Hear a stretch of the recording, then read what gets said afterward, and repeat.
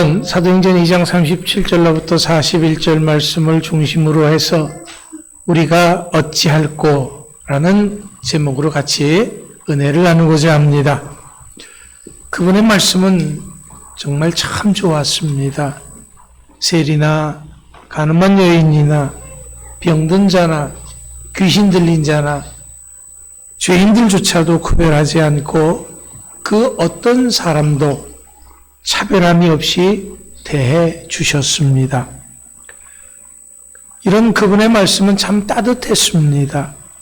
아픈 사람들의 마음을 아시고 위로해 주시고 소망을 주셨습니다.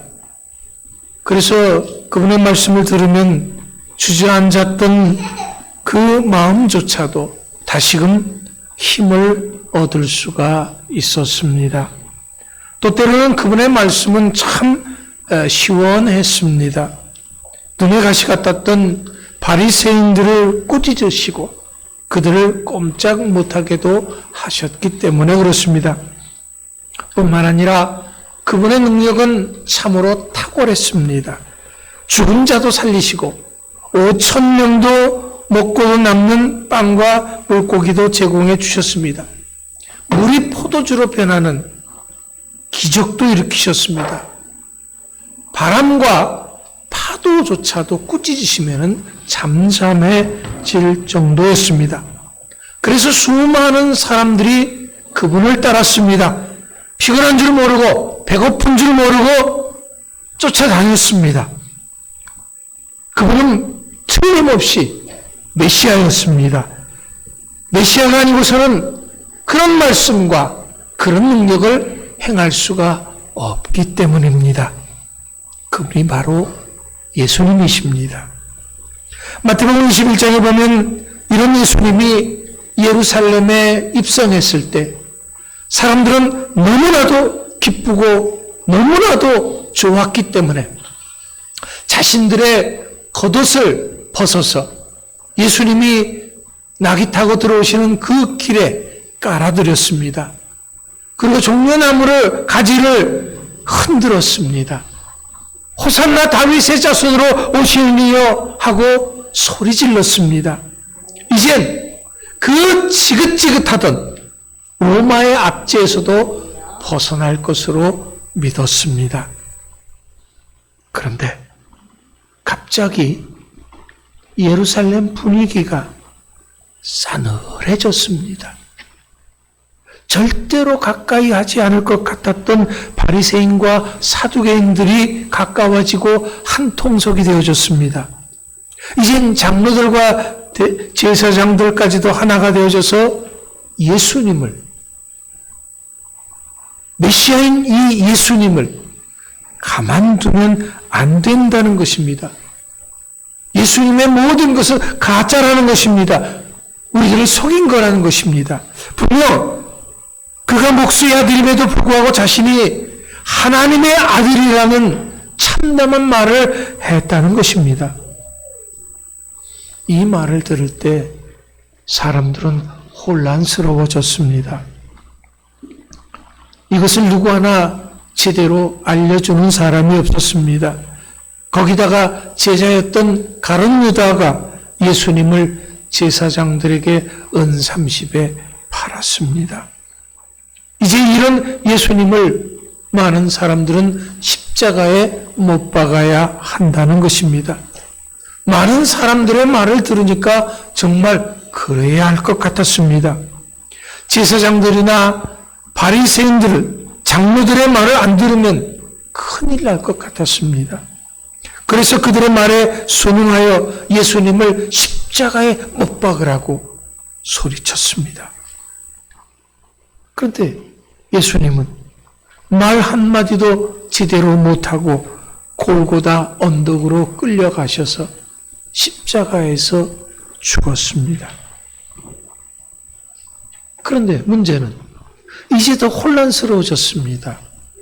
왜냐하면 예수님께서 분명히 십자가에서 죽었는데 그 십자가에서 죽은 예수가 다시 살아났다는 것입니다. 많은 사람들에게 보여줬다는 것입니다. 이런 지금의 예루살렘은 정말 잊고 싶지 않는 동네가 되어졌습니다. 그렇지만 할 수 없이 목구멍이 포도청이라 하루하루 살아가고 있는 그런 상황입니다. 이런 상황 중에 오늘 예수님을 따라다니던 베드로의 말씀을 듣게 되어졌습니다. 베드로는 예수님이 어떻게 이 땅에 오셨는지를 차근차근 역사적인 순서대로 상세하게 알려줍니다. 이런 예수님은 구약에서 선지자 예언자들이 그렇게 말씀하시던 바로 그 다윗의 자손이라는 것입니다. 예수님은 구약의 율법 말씀을 이루기 위해서 이 땅에 오신 분이라는 것입니다. 이제까지 그들이 그렇게 기다리던 메시아가 바로 이 예수님이란 것입니다. 그런데 바로 이 예수님이 나의 죄를 위해서 십자가에서 죽으셨다는 것입니다. 그리고 우리의 모든 죄가 용서되어졌음을 확증하기 위해서 부활하셨다는 것입니다. 그리고 지금은 하나님 보좌 우편에 앉아 계시고 다시 오실 것이란 것입니다. 이런 베드로의 말을 듣는 순간 사람들은 충격에 빠졌습니다. 그들은 그렇게 소리치며 십자가에 못 박으라고 했던 이 예수님이 정말로 하나님의 아들이었기 때문에 그렇습니다. 이 예수님이 진정한 메시아였기 때문에 그렇습니다. 그렇다면 이들이 지금 뭘 한 겁니까? 무슨 짓을 한 겁니까? 하나님의 아들 예수님을 십자가에 죽게 한 것입니다. 메시아를 그들의 손으로 죽인 것입니다. 어떻게 이런 일이 생길 수가 있단 말입니까? 이렇게 큰 죄를 지었으니 이젠 어쩌면 좋단 말입니까? 분명 이들은 그러려고 그런 것은 아니었습니다. 위에 있는 사람들이 그들의 지도자들인 장로와 대제사장들이 그렇다니까 그런 줄 알았습니다. 그들의 말을 안 들으면 안 되는 그런 사람들이니까 순종한 것뿐이었습니다. 이런 일이 벌어질 것이라고는 그 누구도 상상조차도 할 수 없었던 것입니다. 그렇기 때문에 이젠 내가 죽게 생겼습니다. 왜? 내가 돌이킬 수 없는 큰 죄를 지은 것이기 때문에요. 그러니 어쩌면 좋단 말입니까? 사람들은 베드로의 말을 듣는 순간 이 충격에서 헤어나지 못하고 있습니다. 너무나도 그들의 마음이 아파서 찢어질 것 같습니다. 쓰러질 지경입니다. 그래서 이들은 베드로 사도에게 묻습니다. 사도요, 우리들이 어떻게 하면 좋습니까? 우린 정말 모르고 한 것입니다. 우리가 무지한 자들입니다. 우리가 어떻게 해야 한단 말입니까? 베드로 사도는 이런 그들을 위해서 본문 38절, 39절에서 이렇게 말합니다. 너희가 회개하여 각각 예수 그리스도의 이름으로 세례를 받고 죄 사함을 받으라. 그리하면 성령을 선물로 받으리니 이 약속은 너희와 너희 자녀와 모든 먼데 있는 사람 곧 우리 하나님이 얼마든지 보시는 자들에게 하신 것이라. 베드로 사도는 말을 듣는 모든 사람들에게 회개하라고 했습니다. 왜냐하면 죄라는 것은 그들이 알고 했건 모르고 했건 죄는 죄이기 때문에 그렇습니다. 분명히 그들이 하나님의 아들 예수 그리스도를 십자가에 못 박으라고 소리쳤던 사람들이기 때문에 그렇습니다. 그들이 그렇게 메시아를 죽게 한 것이었습니다. 이것은 그 무슨 말로도 변명이 안 되는 것입니다. 그렇기 때문에 가슴을 치고 통곡을 하며 자신들의 죄를 인정하고 철저하게 회개하고 돌이켜야 한다는 것입니다. 내가 죽어야 할 그 자리에 예수님이 죽으신 것이기 때문에 회개하되 감사함으로 회개하라라는 것입니다. 왜냐하면 그들을 벌하기 위한 회개가 아니기 때문에 그렇습니다. 그들로 하여금 돌이키게 하기 위한 용서를 전제로 한 회개이기 때문에 그렇습니다. 그리고 세례를 받으라는 것입니다. 왜냐하면 지금과 같은 이런 상황에서 이런 죄는 그냥 회개하고 넘어갈 것이 아니기 때문에 그렇습니다. 하나님과 사람 앞에서 죄 용서받고 새 사람 되었음을 분명하게 보여주라는 것입니다. 십자가의 은혜를 감사하라는 것입니다. 옛 사람인 나는 죽고 나는 예수님으로 말미암아 새 사람이 되었다고 하는 것을 확증하라라는 것입니다. 그러면 이것을 우리 하나님이 기뻐하시고 그렇게 그들에게 성령을 선물로 주실 것이다 라는 거죠. 이것은 선지자들과 예수님의 약속입니다. 이것은 그들뿐만 아니라 그들 자손과 이 복음을 말씀을 듣는 모든 사람들을 위한 것이다 라고 말씀하고 있습니다. 그렇습니다.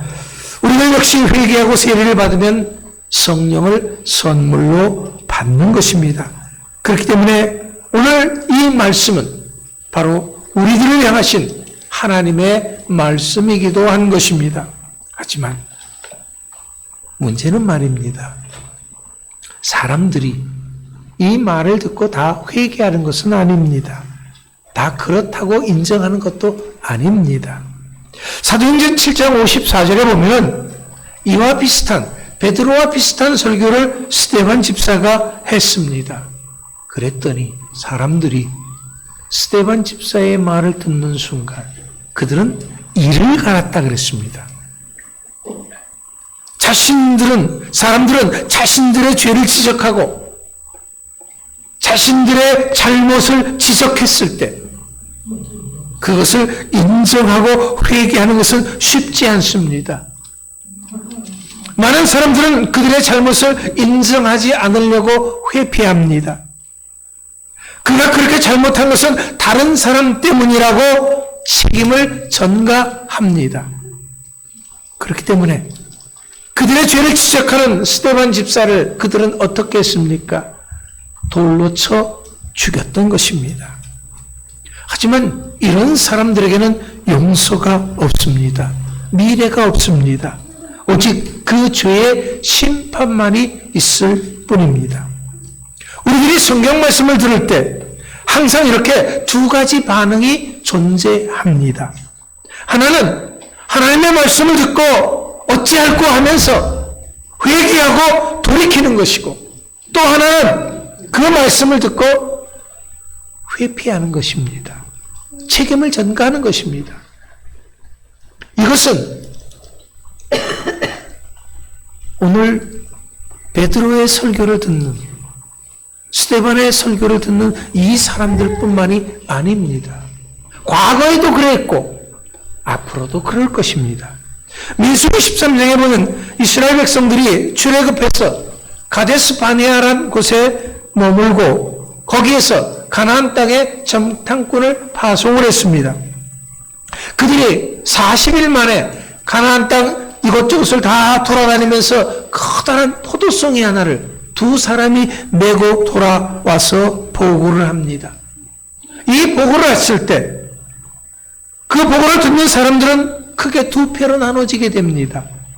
하나는 이런 그들의 보고를 듣고 흥분해서 그 땅은 우리들을 삼키는 땅이 분명하다고, 우리는 이제 다 죽게 생겼다고 하나님을 원망하는 무리였습니다. 또 하나는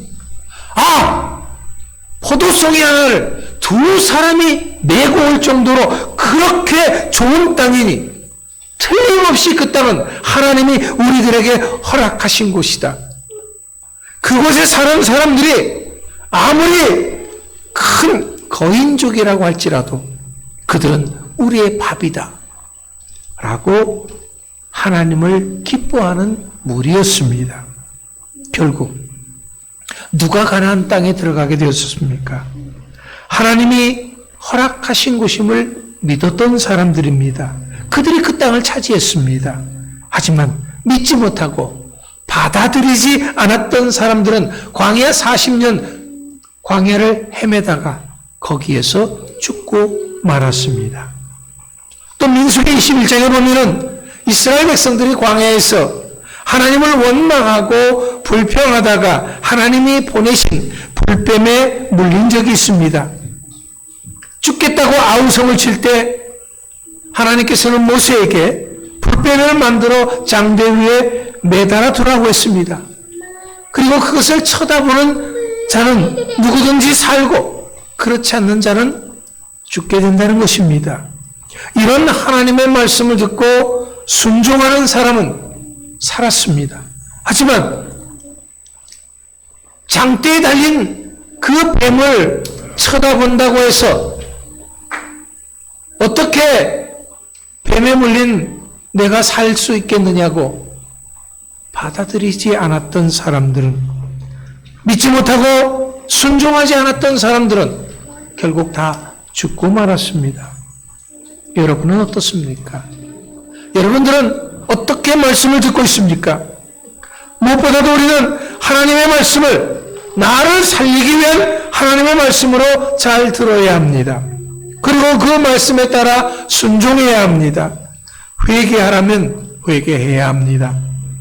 왜냐하면 이것이 내가 죄 용서받고 사는 길이기 때문에 그렇습니다. 내가 구원을 얻는 길이기 때문에 그렇습니다. 그리고 이것은 혼자 마음속으로 머릿속으로 생각만 해서는 안 되는 것입니다.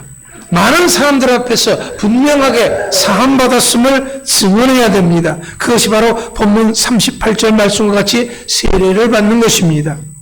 이렇게 세례를 받을 때 하나님께서는 그들에게 성령을 주시겠다 말씀하셨습니다. 하나님 자녀로 확증해 주시겠다 약속하신 것입니다. 이럴 때 비로소 내가 이 세상을 이기고 승리하는 복된 삶을 살아갈 수 있게 되는 것입니다. 이것이 바로 오늘 나에게 말씀을 주시는 하나님의 뜻인 것입니다. 오늘 나에게 말씀을 주시는 것은 나의 죄를 지적하고 나를 심판하기 위하심이 아닙니다. 나를 살리기 위함입니다. 나에게 좋은 것을 주시기 위함인 것입니다. 이제 오늘 우리들도 예수님 앞에 우리가 어찌할꼬 하는 그런 심정이 되어져야 할 줄로 믿습니다. 왜냐하면 나의 죄로 말미암아 예수님이 십자가에 죽으셨고 또 부활하셨기 때문에 그렇습니다. 이제까지 예수님은 나를 위해서 이렇게까지 그 사랑을 나타내 보여주셨습니다. 그런데 이렇게까지 나를 사랑하신 예수님을 내가 제대로 믿지 못했습니다. 십자가로 나를 구원하신 예수님을 내가 영접하지 못했습니다. 이제까지 나를 인도하신 예수님의 말씀대로 내가 살지 못했습니다. 나에게 항상 좋은 것을 주시는 예수님을 내가 기쁘시게 하지 못했습니다. 하나님의 영광을 드러내는 삶을 살지 못했다고 한다 그러면 이제는 회개하면 됩니다. 내가 내 죄를 인정하고 주여 잘못했습니다. 예배에 소홀했던 거 용서해 주시옵소서. 기도에 소홀했던 거 용서해 주시옵소서. 봉사에 소홀했던 거 용서해 주시옵소서. 내가 헌신에 소홀했던 거 용서해 주시옵소서. 여러분, 그런데도 불구하고 내가 이렇게 했던 것은 누구 때문이라고 회피한다고 하면은 이것은 내가 잘못하는 것입니다. 사랑하는 성도 여러분, 이제는 회개하고 돌이킬 때가 된 것입니다. 그럴 때 우리는 구원받고 상급받고 복되고 승리하는 삶을 살 수가 있는 것입니다. 사랑하는 성도 여러분, 이제 오늘 말씀을 듣는 우리 모두는 하나님의 말씀에 순종함으로써 말씀을 듣고 그 말씀에 이제 헌신함으로써 승리하는 복된 삶을 사는 모두가 될 수 있기를 간절히 축원합니다. 기도합니다.